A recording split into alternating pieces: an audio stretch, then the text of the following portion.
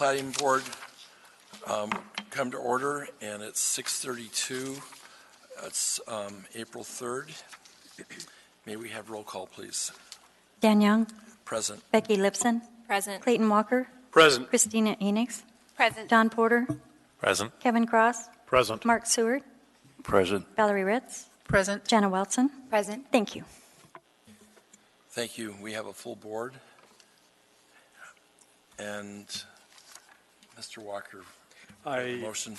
have a point of order. I would like to amend the agenda to add a consent item, case S12464 Mountain Meadows from March 29th, and also a motion to amend the agenda to add Pledge of Allegiance after the roll call. Thank you.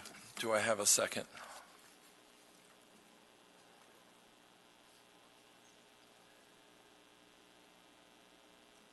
I need her to say, I need to be able to put a motion on.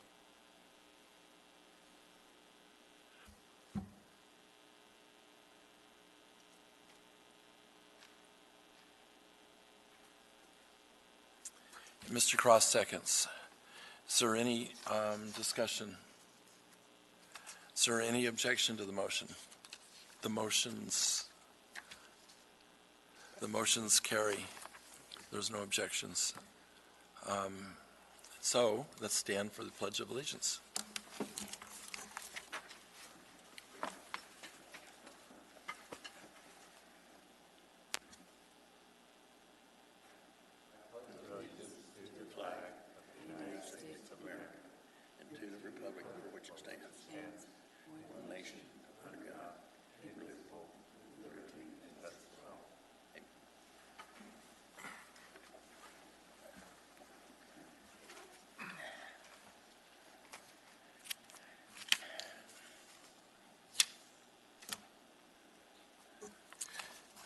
May I have a motion to approve the action summaries, please? Mr. Walker and Ms. Ritz seconds.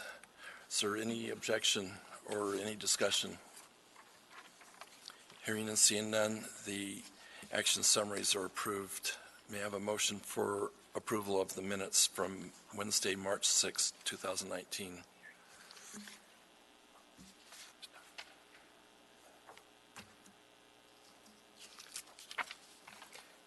Mr. Walker and Ms. Lipson seconds. No, Kevin Cross moved. I I'm wasn't sorry. present for the March meeting, so I didn't. Thank you. I'll abstain from that one. Okay, you don't have to be here to approve the minutes, but Mr. Cross moves and Ms. Lipson seconds. Is there any discussion about the minutes or any objections? Hearing and seeing none, the minutes are approved.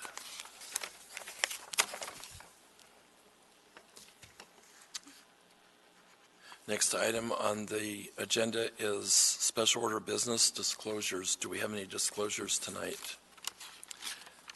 Mr. Walker. In the findings of fact on the consent agenda, findings of fact consent agenda case S12464 for March 2019. I was not present for the March 2019 and will be abstaining from discussion or voting on that matter. Thank you. Are there any additional disclosures tonight?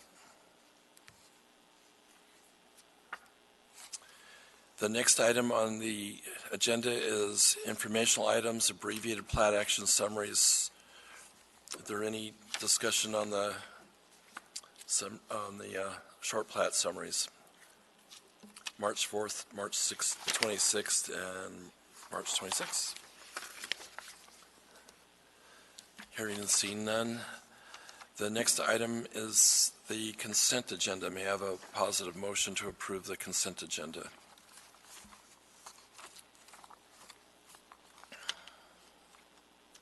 Mr. Cross and Ms. Lipson seconds. Is there any discussion on the consent agenda? Any objections to the consent agenda?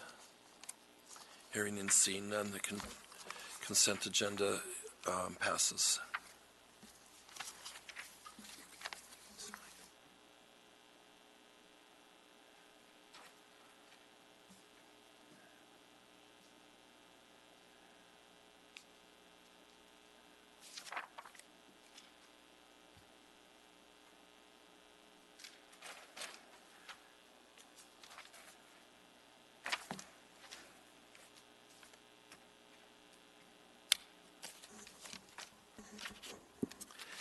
The Platting Board meets each month on the first and third Wednesday, except holidays, as regular meetings. If the Platting Board fails to complete its agenda for the regular meetings, the board carries over the remainder of the agenda to the following meeting. The procedures by which the public may speak to the Platting Board at its meeting is: 1. After the staff presentation is completed on a public hearing items, the chair will ask for public testimony on the issue.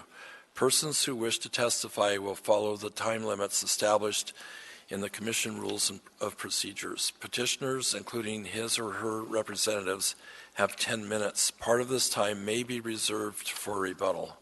And just as for clarification, if you don't reserve time for rebuttal and you don't use all of your time, the remaining time still can be used for rebuttal. Representatives of groups, community councils, PTA, etc. have 5 minutes. Individuals have 3 minutes.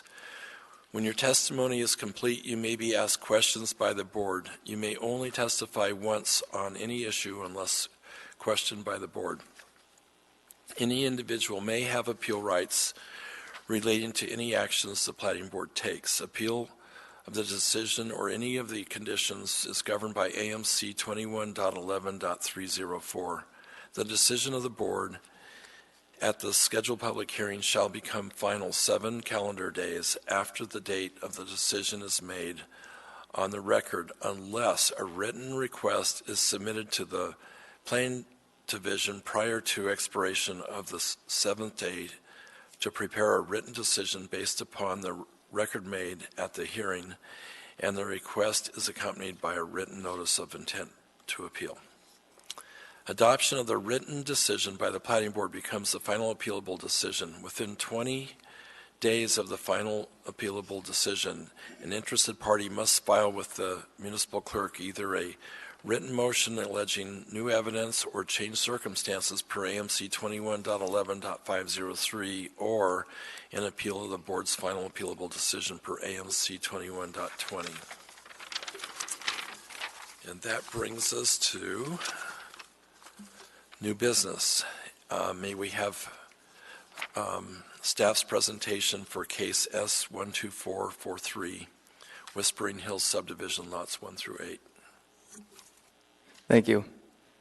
This is a request to subdivide one lot into 8 lots with a variance from AMC 2108-030F6A cul-de-sacs for a cul-de-sac to exceed 600 feet in length for a total length measuring approximately 668 feet.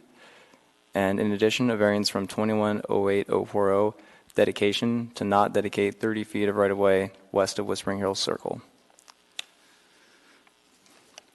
The subdivision request is being made to prepare the property for construction of 8 single-family homes, and the property was zoned R2A in 1970.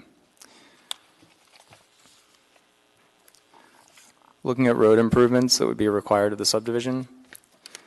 Per private development's comments, on East 34th Avenue, the petitioner shall construct to municipal standards a 31-foot wide paved street with type 1 curb and gutter on both sides, and street lighting as shown on typical section 20-2 of Anchorage, Mass.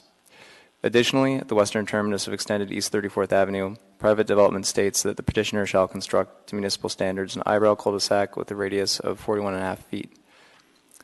For proposed Whispering Hill Circle, private development states the petitioner shall construct to municipal standards a 30-foot wide paved street with type 1 curb and gutter on both sides, except that within the arc of the cul-de-sac, the petitioner may install type 2 curb and gutter.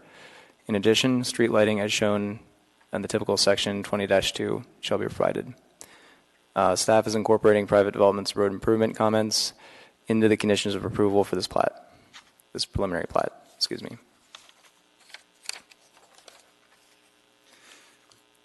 For drainage, Watershed Management Services has expressed concern about the possible runoff effects of a stormwater infiltration system in the proposed 20-foot drainage easement, as it is not a preferred practice to locate such facilities on or above a slope. With that comment in mind, staff is requiring that a storm drain design and drainage analysis be successfully submitted and approved by Watershed Management Services and private development as a condition of approval for this preliminary plat. Regarding the variance requests, as stated, the petitioner is requesting a variance from AMC 2108-030F6A cul-de-sacs to allow the Whispering Hills subdivision to exceed 600 feet in length. The petitioner has also requested a variance from AMC 2108-0408 dedication to avoid dedicating right-of-way west of proposed Whispering Hills Circle that would otherwise be required.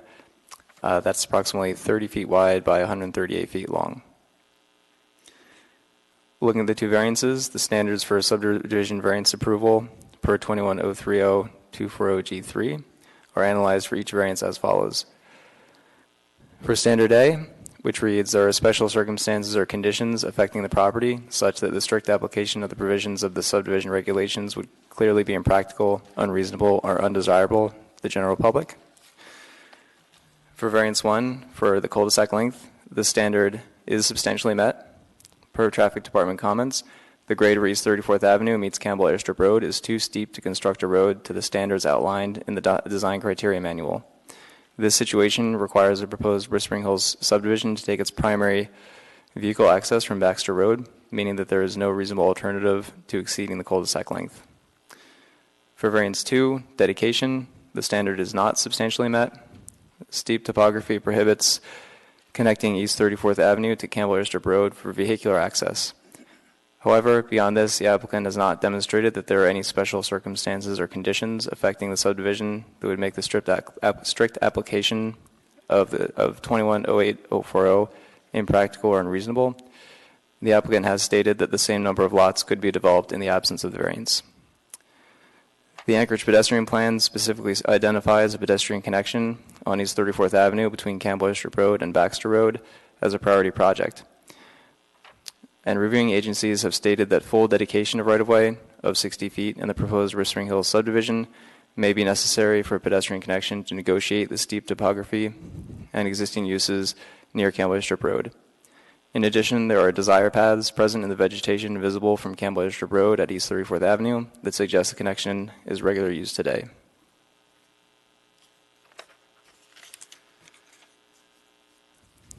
For Standard B, which reads, the granting of the specific variance will not be detrimental to the public welfare or injurious to other property in the area in which such property is situated.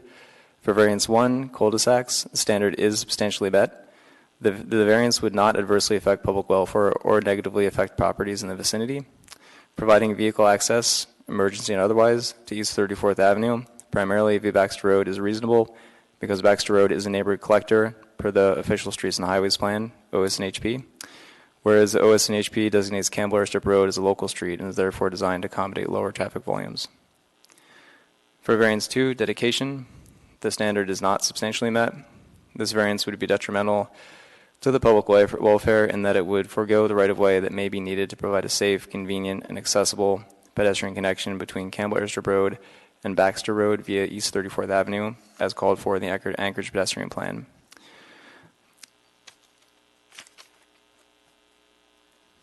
For Standard C, which reads, such variance will not have the effect of nullifying the intent and purpose of the subdivision regulations or the comprehensive plan of the municipality. For Variance 1, cul-de-sacs, the standard is substantially met. The proposed Whispering Hills subdivision cul-de-sac exceeds the 600-foot maximum standard by 68 feet, or about 11%, which appears to be the minimum additional length required to provide access. Variance 2, for Variance 2, dedication, the standard is not substantially met. The Anchorage pedestrian plan is an element of the comprehensive plan per AMC 2101-080B. As such, granting this variance would in part nullify the intent of the comprehensive plan by impeding the ability of the municipality to construct the East 34th Avenue pedestrian priority project identified in the Anchorage pedestrian plan. The variance could also in part nullify the intent of Section 2108-040C of the subdivision regulations, the walkway section, by making it more difficult to provide for convenient and safe pedestrian circulation. For Standard D, reading undue hardship would result from strict compliance with specific provisions or requirements of the subdivision regulations. The applicant may supplement the form with supporting documents. For Variance 1, the standard is substantially met. Denial of the variance could make the property infeasible to develop, since a road that does not meet municipal standards per the design criteria manual would be required or would be the only way to reduce the cul-de-sac length to 600 feet or less. For Variance 2, dedication, the standard is not substantially met. The applicant states in the response to the standards that without the variance, the owner could still develop 8 lots, but he would prefer larger lots. A preference for larger lots does not constitute undue hardship. The applicant does not provide any other documentation. Overall, so that's the end of the standards. Overall, looking at variance 1 for cul-de-sacs, reviewing agency has had either no comment or no objection to this variance request. The standards have all been substantially met. Therefore, staff recommends approval of this variance. For variance 2, dedication, staff recommends denial of this variance. The applicant has not substantially met any of the standards, and several reviewing agencies stated that the full 60-foot right-of-way may be needed to construct a safe and accessible pedestrian connection to East 34th Avenue from Campbell Estrip Road. With that being said, the department recommends approval of the plat for 24 months, subject to the conditions which start on page 14 of the staff report. Thank you. Thank you. Are there any questions of staff? We'll now open the public hearing. May we have the petitioner's we have Ms. Lipson. You have the floor. Thank you. Through the chair, I had a brief question about on page 63, comments from Watershed Management Services, which I think you touched upon. And in my experience, I haven't seen that many requests to see a submitted drainage plan prior to the approval of the preliminary plat. And I just, and I do see the staff's proposed recommendation number 5 on page 15, and I just wanted confirmation that it was staff's opinion that all issues could be resolved through a drainage plan submitted after the preliminary plat was approved. Through the chair, Ms. Lipson, a drainage plan is always required after preliminary plat approval. So I think that's what we're looking for here is prior to final plat approval and ultimate recordation of the plat, we'd like to see a drainage plan submitted and approved. I guess, was there a specific reason why they wanted it before the preliminary plat? Yes, so I coordinated with Watershed Management Services, and they did have a concern about the potential drainage proposed for the site, but we found that the best way to work through it was to go about providing the drainage after the preliminary plat was examined, so there's more time to provide a better drainage plan. Okay, that answers my question. Thank you. Any other questions of staff? Without any additional questions, we'll open up the floor to the public hearing. May we have the petitioner's representative? And would you state your name for the record, spell your last name, and let us know if you'd like to reserve time for rebuttal, please. Mr. Chairman, members of the board, my name is Bob Burnett, B-U-R-N-E-T-T. And yes, I would like to reserve any time that's left over. Thank you. You may proceed. We wholeheartedly agree with the recommendations of staff, with exceptions.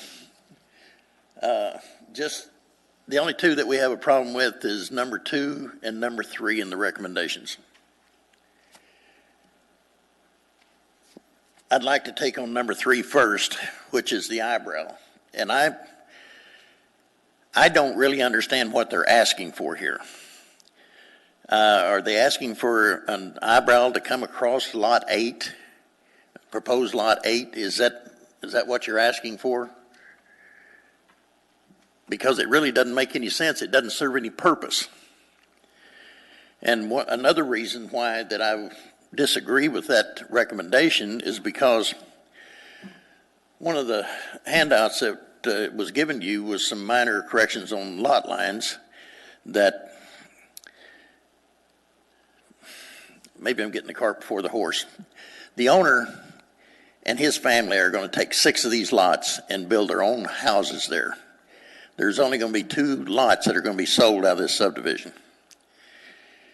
And the reason that I put the drawing up there showing the minor lot changes and everything is because they've been designing their houses and everything and to accommodate what they wanted to build in there. We've been having to move some light lines around. Very minor, super minor. But also, if you look at that drawing, the road has been cocked 3 degrees to the east. And the reason is that where that intersection was is kind of the apex of where the hill really drops over. And so it's moved over 3 degrees to give us a little bit more room there before the thing falls off the side of the hill. If we're required to build a 50-foot radius with a radius return there, then we're going to have to fill all that area in there. And there's one driveway that goes down to the last house on the right off of 34th Street right now. And that gentleman has to leave his car up on top of the hill during the wintertime because he can't get out. The hill's too steep. And if we have to fill that, that's just going to exacerbate that to the point that it's going to make it steeper, even steeper for him to get in and out of there, which is totally not productive. And one of the reasons why we was cocking the street over a little bit was simply because it gave us more room to where we could drop the road some that'll even help him out. Anyway, I don't understand the need for it. I've developed a lot of subdivisions or designed a lot of subdivisions in this town. And I have never run into anything like this ever before. And I would like somebody to explain to me the need for it. I can't see a need for it. It's a standard intersection. Then we get to the dedication. I gave you a handout there of just some thoughts when I read through the packet. I didn't receive a packet until this morning, and so I did not know about the eyebrow until today, and I knew that staff was not recommending approval of it because the first time I submitted the application, they really didn't like the wording of it. So I went to the ex-planning director up there and had him rewrite it, and it's in there. And apparently they didn't like that one either. So, but here's the whole issue of the thing. You can't build a road on it. AWW, traffic, private development, everybody has gone out there and looked at it and said you can't build a road. It's too steep. Title 21 will not allow you to build a road over 6%. This is almost 17. AWW said that they had absolutely no plans to ever build anything in that slope. They did not object to it. The issue kind of comes down to right now, you go out there, there's some trash out there along where 34th would go and everything because there's nobody maintaining it. They're not cleaning it up or anything else out there. If it's vacated, there's going to be a fence go up on the property line. The ground will be maintained, it'll be taxed, it'll be used. If it's not dedicated, it's just going to create a 60-foot swath down through there that nothing's ever going to happen on. It's going to just create an area in there where homeless can go in there if they want to. And you all know the situation there.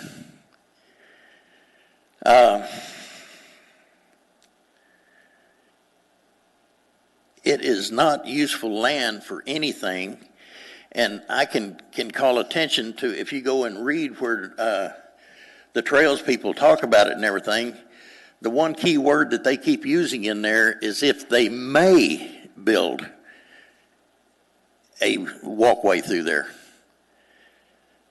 The municipality's not going to go through there and build a trail through there, and definitely not one that serpentines down through there and everything else for no more traffic than this is going to have, when there's already a walkway 300 feet south of it and another one that's about 1,000 feet north of it.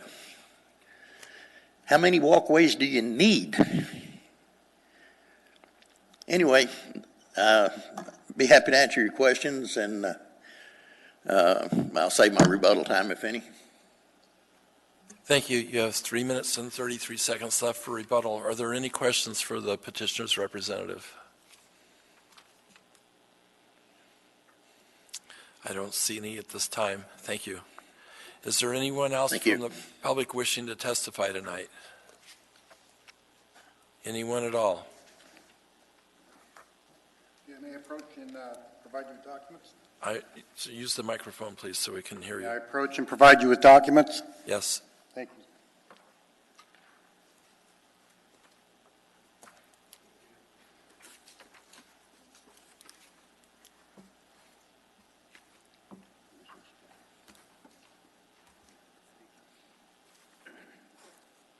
Thank you.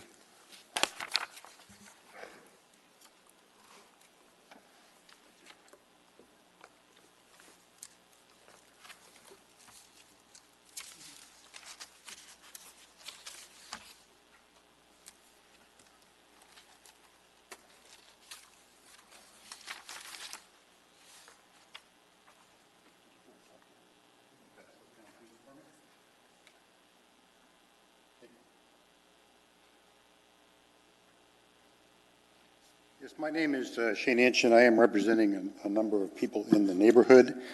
As you'll see, there's not a lot of people here tonight. There'll be a couple others to speak, so I would request 5 minutes. I am going to work very quickly through this document. Even with 5 minutes, it'll be difficult to get through. Would So- you spell your last name for the Sure, record? Inch, I-N-C-H, like a measurement.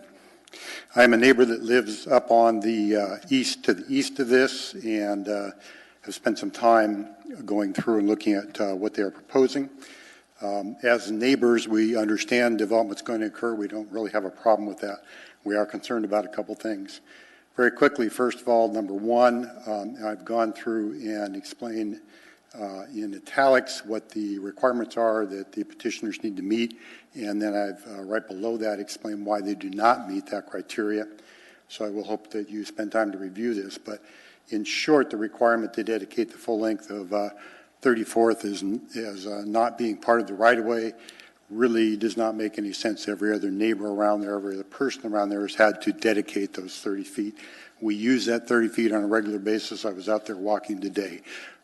It does not make sense to give that to them for their own personal use. We use it regularly.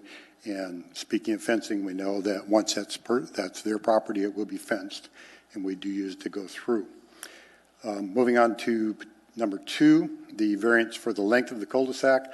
The reality is that this cul-de-sac does not need to be the full 668 feet. The reason for that really is a matter of making sure that they can fit in 8 lots.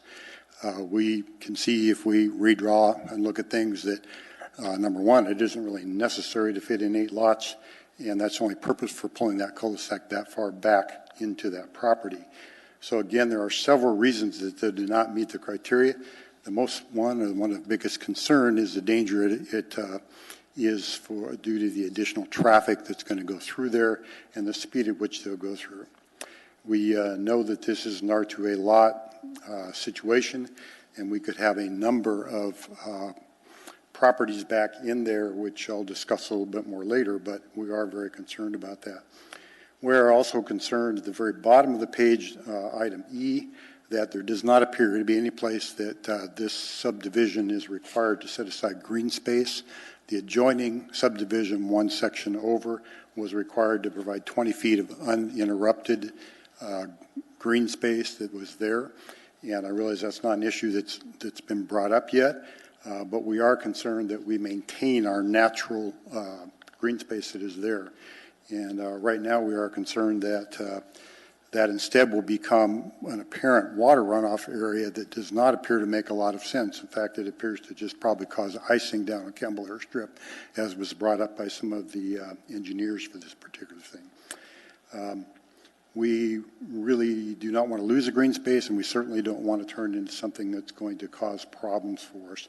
We are concerned as a neighborhood about the possibility of losing green space, and of course losing that causes problems with property values and causes problems with lots of other things. On to the next page. On the top of the page, I've gone into some other things that talk about why that is a problem and why we should not be allowing that. Number 3, this is a very concerning issue. With all due respect to Mr. Burnett, and I understand he has a job to do for his clients, but there's a very great concern about what's occurred with the community council meetings. The minutes are, if you'll notice in the packet, there are no minutes from the community council meeting. I've tried to secure those from the person that would have those. He's not been able to provide those. I don't really understand that. However, if you go through my bullets down there, you will see that there are some very real concerns about what occurred at that meeting, and we want to make sure in this particular forum where we have a recorded documentation of what's going on, which was not true in a community council meeting, that we're very clear about a couple of things. So first of all, I think you'll just find in some bullets 1 through 4 there, what he said in his documentation that he provided as the minutes, I guess, near as we can tell, is not really accurate, and that's very concerning. I made several of those motions, and then they are not represented accurately in the packet that we saw. We also don't have any access to the things that you were provided by them, so we don't know what that information is, which is very concerning. But I want to get on to the main 4 concerns, which is bullet number, item number C4, and the portions under that. First of all, there were 2 motions made. I know what the motions were because I made them myself. That are very, very important to this community that lives around there. And the first one and the second one are that the first would be dedicated to be single-family residents. Yes. I need you to wrap up. Your 5 minutes have expired. Okay, thank you. So please read those carefully, and you will see that it's important that the single-family residences is notified there and clearly put on the plat, and also that the owner has agreed to also, in addition to that, they would install a full path of 36th Street.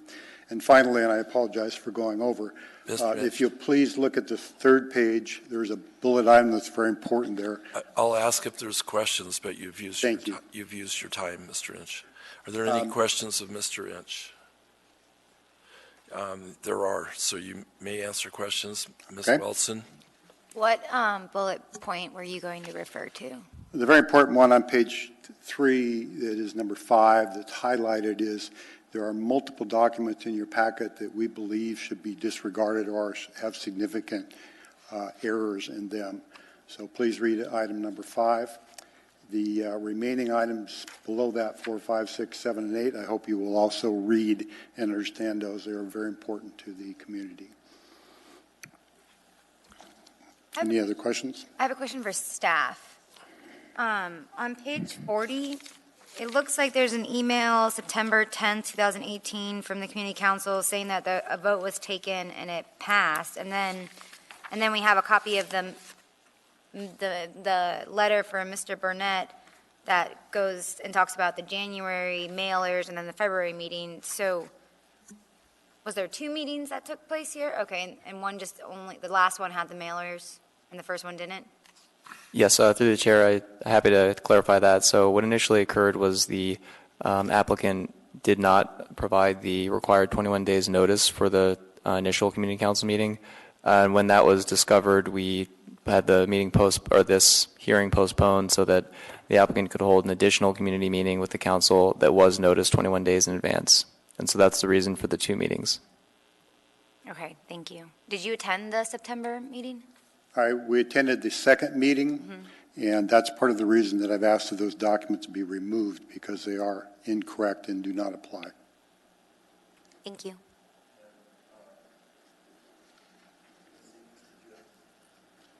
Did you have a question, Ms. Enix?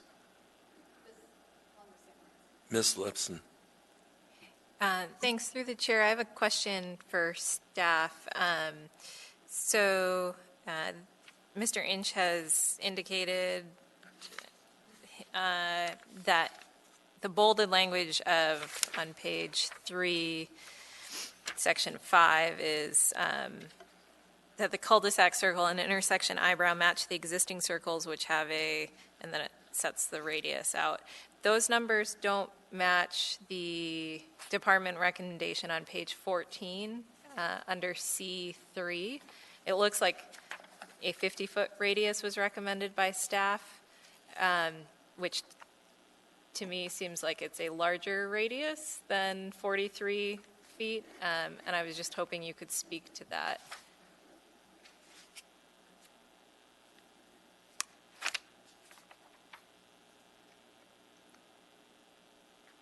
I'm happy to if they can. Yeah, I will let staff first and then. And do you have a copy of Mr. Inch's thing? Okay. I just don't have a great sense about cul-de-sacs, so.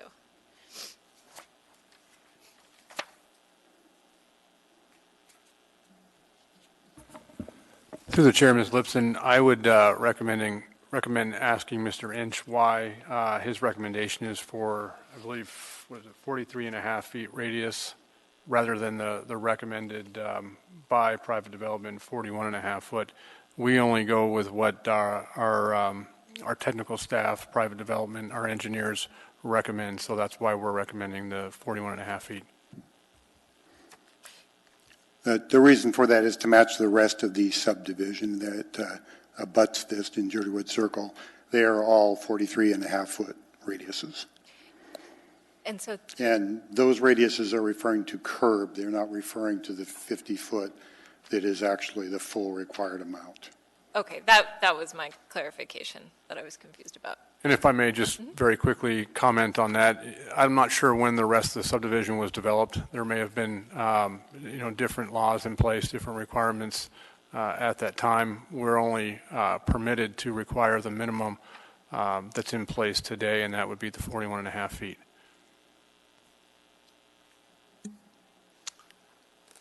Mr. Porter. Yes, to the chair. I do have a question for staff. I'm reading Department Recommendation C3, requiring a minimum of 50-foot radius. Is that for the corner of East 34th? Or is that for the cul-de-sac?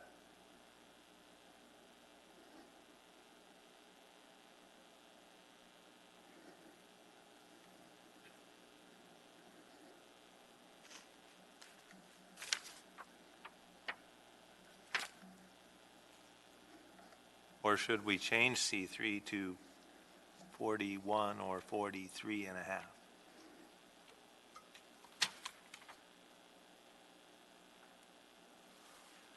Through the chair, maybe just get a moment to consult the staff packet real quick. Can we just get just a minute?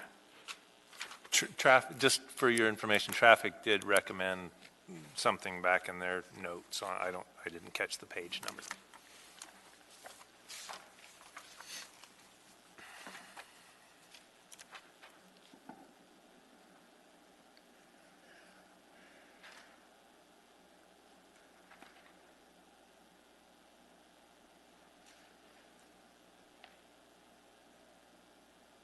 Page number 55, traffic, private development, actually, 41 and a half feet.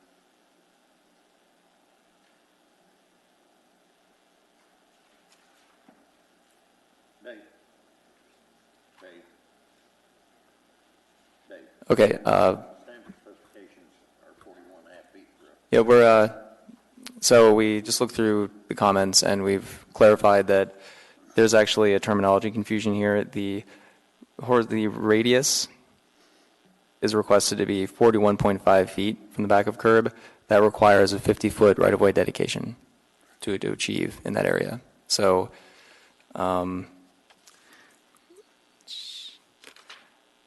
That's clear enough. Thank you very much. Yeah. We can make that adjustment. okay, thank you.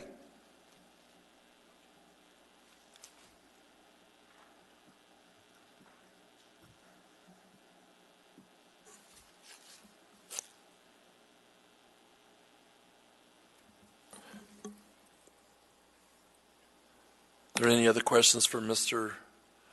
Inch?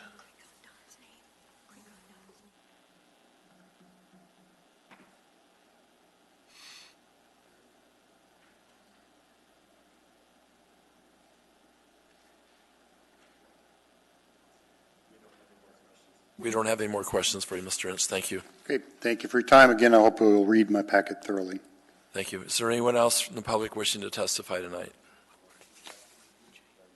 Can I give my time to Mr. Inch, please? He's done more investigating and is prepared for this. I'd like to give my time to Mr.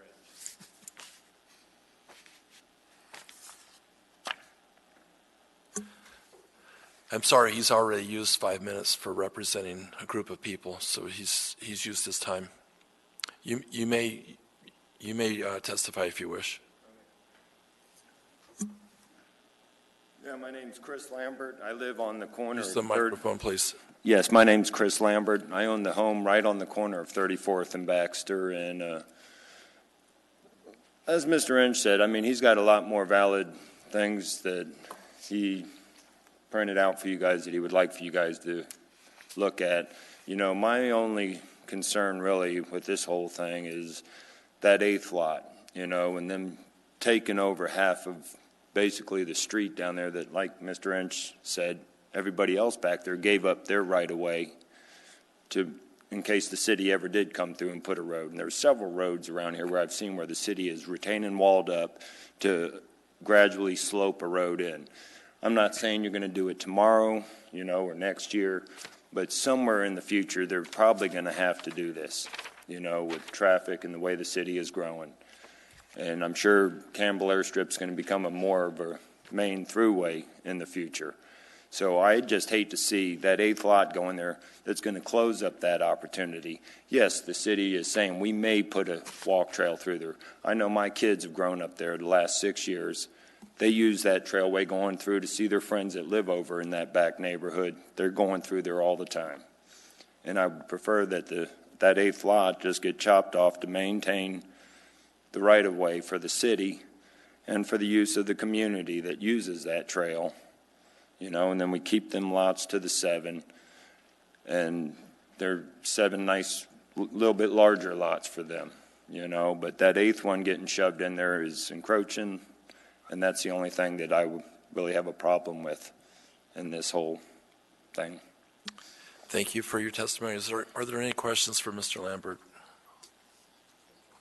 Thank you. Anyone else from the public wishing to testify tonight? Show of hands, anyone at all? Okay, Mr. Burnett, you have 3 minutes and 33 seconds for rebuttal. Thank you, Mr. Chairman. I'll touch on a few things. We did go to the community council meeting twice. The first time we had a unanimous approval. The second time we went through, of course, there was a whole lot more people there and everything.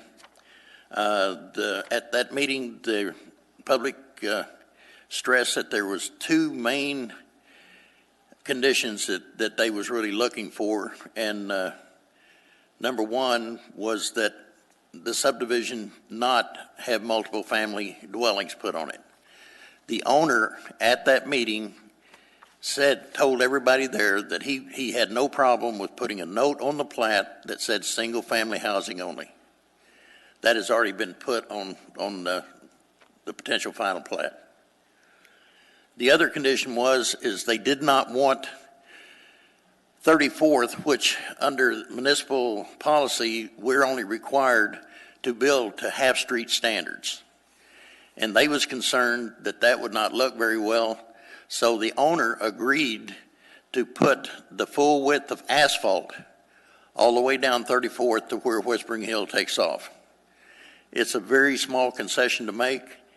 It will make the subdivision look better. It will actually help the traffic, and it's not a problem. The owner has no problem with that. When I was notified by the community council that they had not supported the vacation, that's when I got back in touch with Mr. Stain, because at that night, Mr. Inch put up a couple more proposals in there. One of them was to reduce the subdivision down to a 7-lot subdivision, and that was voted down by the community council. The other one was that they would not support the vacation, and that did not get approved at that community council meeting. To touch on something else, the drainage was mentioned. I have already talked with the private development. There is an approved system of infiltration that the municipality has approved and that we're planning on using. If you look along the west side of the subdivision, there's a 20-foot drainage easement in there.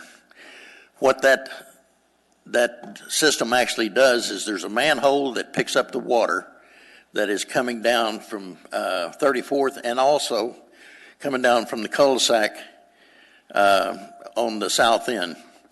The water's picked up there. It goes into, they kind of look like half of a barrel, and they're made of plastic, and they're put in with a drainage bed. And what they do is they give volume so that when any runoff is coming off, it goes into that infiltration system, and it's sized to meet the 100-year flood. And once it's put in, the water, the drainage that comes off will come off and go down there and go into that 20-foot drainage easement, and it'll sit there until it infiltrates into the ground. That 20-foot easement, the Campbell Airstrip Road has been pushed over to the west.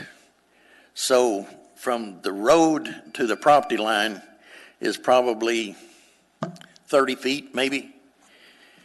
And then there's a 10-foot easement, which would make it 40 feet, and then the 20-foot easement. So the infiltration in there is not being put into a bluff or anything else. But there was a comment about it was not normally put on uphill slopes. This whole property is a slope. Thank you. Are there any questions for the petitioner's representative? We have Ms. Lipson first. Thanks through the chair to staff. I saw in the packet where there was mention that there would be it would only be single-family homes. I'm not sure that platting notes are the correct way to make that limitation, but I don't see that in the department recommendations, and I was just wondering because petitioner's representative brought it up just now, if you could clarify.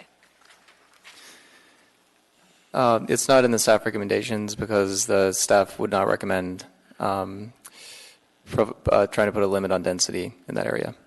Okay, thank you. Are there any other questions for the petitioner's representative?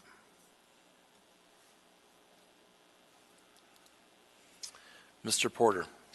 Yes, Mr. Brunette, in reviewing the plat, I'm having trouble seeing what the radiuses of each of the lot lines are. Can you tell me where is that going to be clarified prior to submittal? Mr. Chairman, Mr. Porter, cul-de-sacs are standard 50-foot radius. The cul-de-sac inside that is standard 41.5 feet. And as it's been explained to me over the years, that the 41.5 feet is basically the radius that's needed to turn a fire truck. To clarify, the 41.5 feet is to the back of curb, the 50 feet is to right-of-way. Yes. Now, traffic recommends 41.5 feet to back of curb, and then in right-of-way, they recommend the 50-foot radius and return radii. That's for the property line, sir. And so that what you're telling me is that all of these radiuses are 50 feet shown on the plat? Yes, sir. Everything that's shown on that plat. That eyebrow that they have mentioned in here is not shown on there because I had no idea that there was anything like that even coming up until today. And I still don't understand the need for it. You're speaking of the intersection of Whispering Hills Circle Yes, sir. and East 34th. So I see the 30-foot right-of-way dedication, and I see a radius, is that a 50-foot radius? I'm sorry, can you show it to me? This one right here. Is that a 50-foot radius? No, sir, that's a 20-foot radius. Okay. That's all I have. Thank you. Mr. Hodges. Yes, I would just like to note that the traffic department is recommended, in addition to private development, both departments recommended the eyebrow cul-de-sac in order to facilitate turning movements at that juncture, and that's why it's present.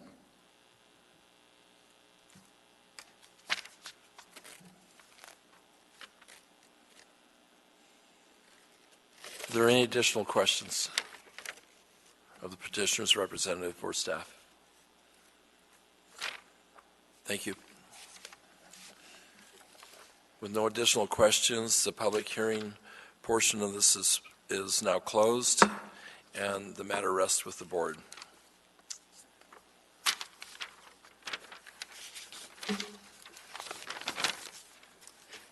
May I have a positive motion, and Mr. Walker is going to make it.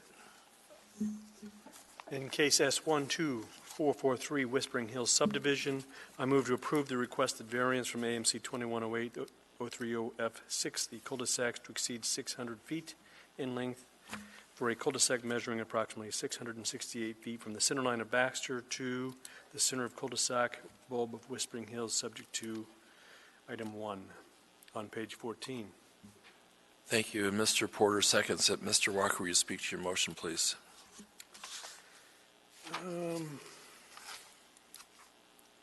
The variance request requires us to make findings on 4 different factors. One of the items is that the special circumstances or conditions affecting the property, such that a strict application is impractical or unreasonable, because of the fact that there's no way to put a through street.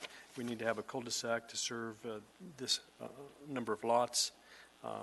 In this plot, there isn't another way to go about doing it. The distance is only 68 feet.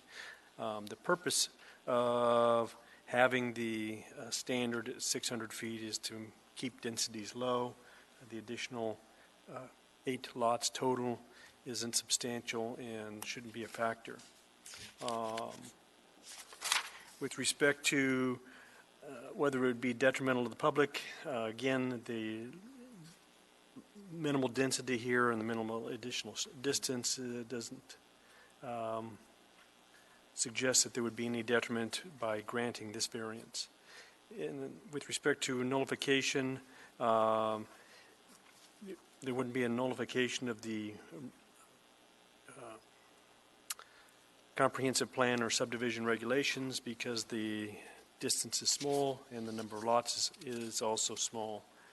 The undue hardship would apply if we didn't grant the variance of 68 feet in this case. Thank you. Are there any comments or discussion on this motion?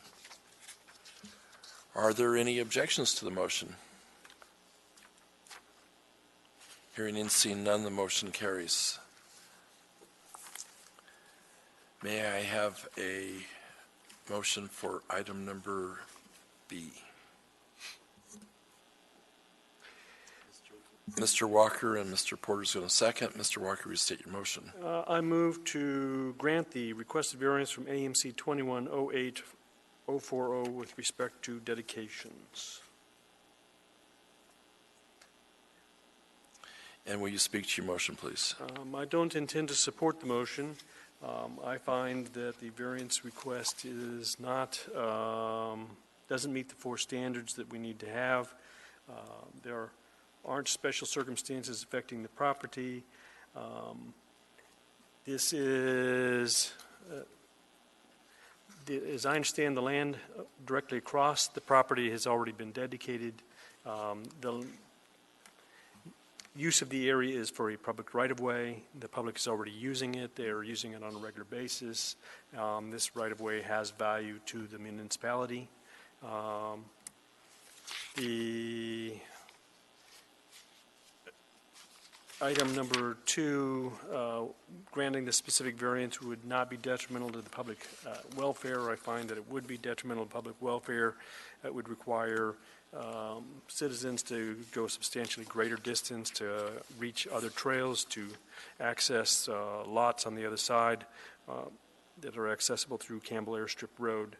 And granted, the slope is rather steep in the area, and that's why there needs to be switchbacks in order to accommodate the people climbing the hill.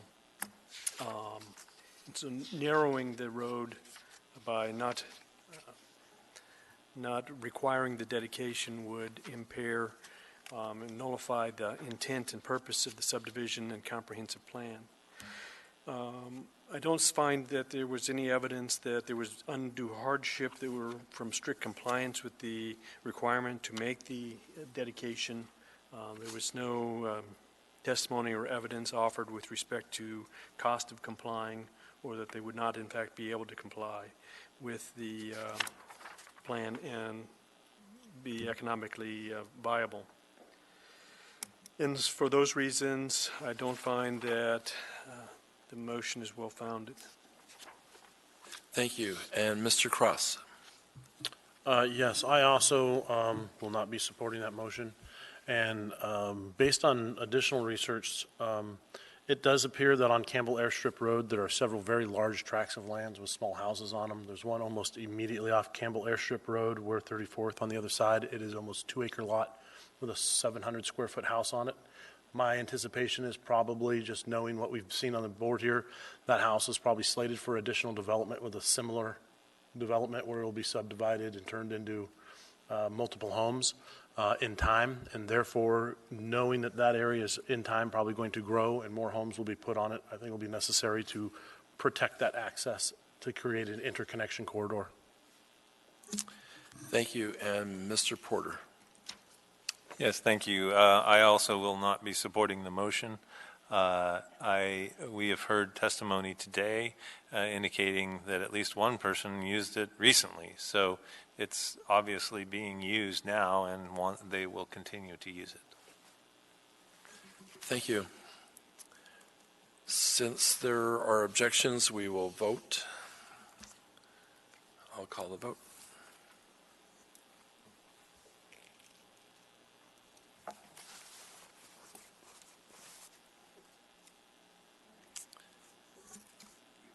And the motion fails.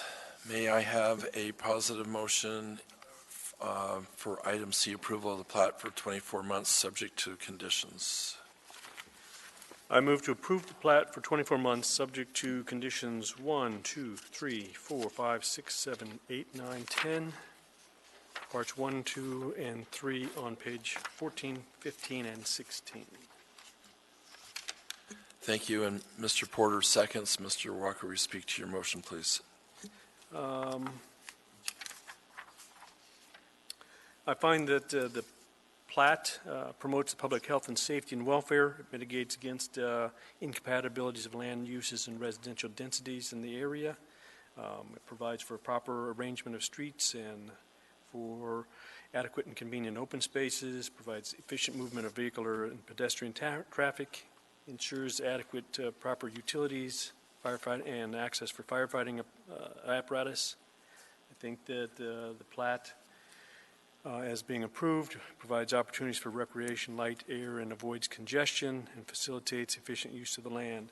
And for those reasons, I would be supporting the motion. Thank you. And Mr. Porter seconds. Are any additional discussion or findings?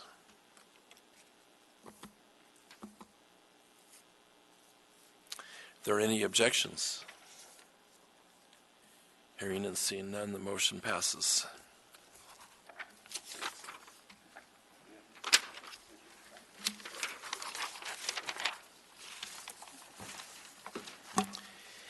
Any individual may have appeal rights relating to any of the action the Platting Board takes, appeal of this decision,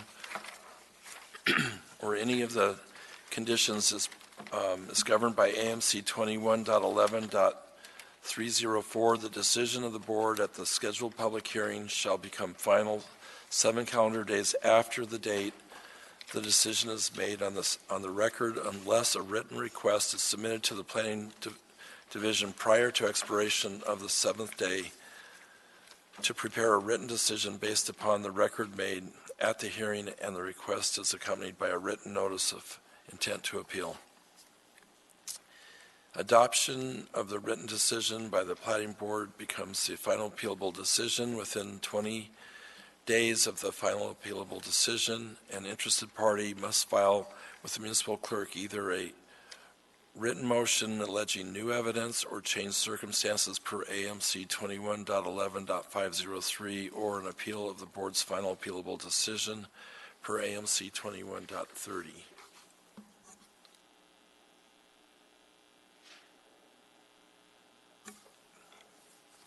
Are there any persons to be heard tonight? No. Are there any reports or any board member comments? May I have a motion for adjournment?